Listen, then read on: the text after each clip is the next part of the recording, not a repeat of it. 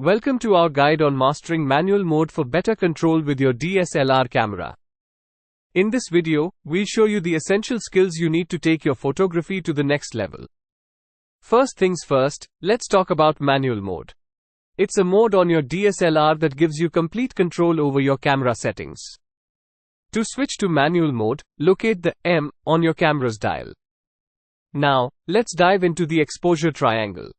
It's made up of three crucial elements: aperture, shutter speed, and ISO.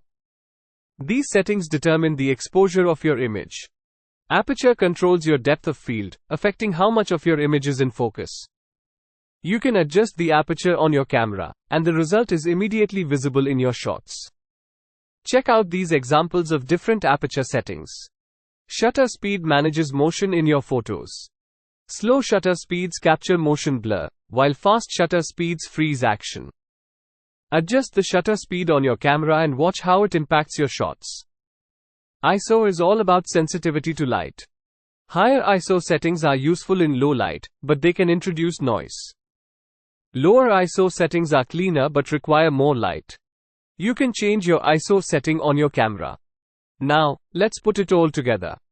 Combine aperture, shutter speed, and ISO to create a well-exposed image. Depending on your scenario, these settings can vary.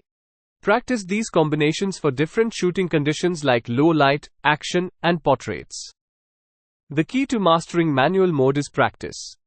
Don't be afraid to experiment and make mistakes. Learning from your errors is a part of the journey.